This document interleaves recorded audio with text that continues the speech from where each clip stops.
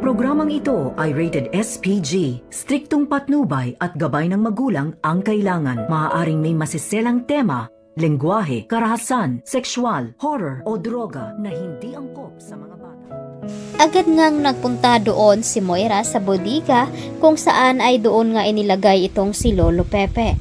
Kaya naman agad na ipinapakilala dito ni Baladja ang kanyang magiging kasama na si Dax. Agad naman nagulat itong si Moira at agad niyang sinabi na mapagkatiwalaan ba daw iyan at bakit nagkaroon siya ng kasama na mayroon naman daw itong kasama at agad naman sinabi ni Baladja na tinapos na nga ang buhay dito ni Vasquez dahil nga sa pumayag itong babayaran siya ni Lolo Pepe. Agad naman sinabi ni Moira na susubukan niyang katapatan dito. Agad na itinitext ang kanyang address. Ang hindi nga inaasahan dito ni Dax na ang iutos pala dito ni Moira ay ang dati niya ang kapatid niya dito na kinikilala naman niya noong mga bata pa lamang sila. Kaya nung nagpunta nga ito sa bahay dito ni Lynette ay nagulat pa nga ito dahil mga nakamaskara. At dito na nga sasabihin ni Aling Susan na ito pala ay kapatid dito ni Lynette sa ina. Kaya naman itong si Moira agad na tumawag sa cellphone dito ni Zoe ngunit nagre-ring lamang ito at hindi niya sinasagot. At sakto naman na nakuha dito ni Lynette ang cellphone ni Zoe. Kaya naman agad na nataranta itong si Zoe nung tawagan niya ang kanyang ina. At dahil dito, kinuha nga dito ni Annalyn ang cellphone dito ni Zoe at nung tumawag itong si Moira ay agad naman sinagot dito ni Annalyn at hindi siya nagsasalita.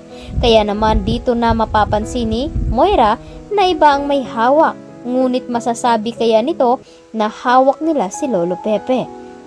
At dahil dito, nalaman din dito ni Carlos na pumunta itong si Annalyn sa Apex at sinabi dito na naghahanap nga ito ng ebidensya dahil nga alam ni Annalyn na may kinalaman itong si Zoe sa pagkawala dito ni Lolo Pepe. Ngunit ikinagalit nga dito ni Carlos. Kaya naman ipinagtataka dito ni Lynette kung bakit ay galit itong si Carlos na ngayon ay hindi naman nakakatulong itong si Zoe. At parang kinakampihan pa dito ni Carlos itong si Zoe. Kaya dito na matutuklasan ni Lynette na itong ugali ni Carlos ay tama nga si Giselle. Nalalabas lamang ang ugali ni Carlos kapag kasal na silang dalawa.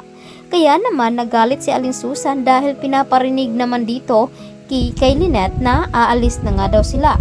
Dahil na nga nagbantay itong si Carlos na kapag hindi daw paalisin dito ni Lynette itong si Chang Susan ay mananagot naman ito sa kanya. Kaya naman sabi dito ni Josa na parang may iba nga dito kay Lynette at hindi nga sinasabi ang totoo.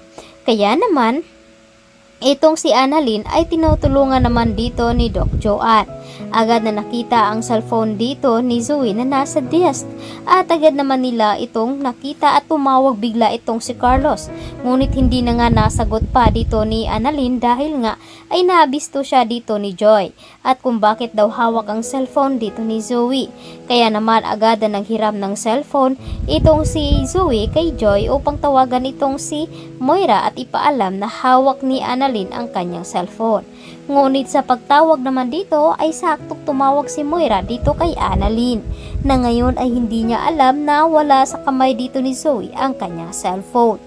At dahil dyan ay makapapahamak na naman itong si Lynette sa gagawin niya at agad naman na nag-aalala ito dahil sa kanyang anak.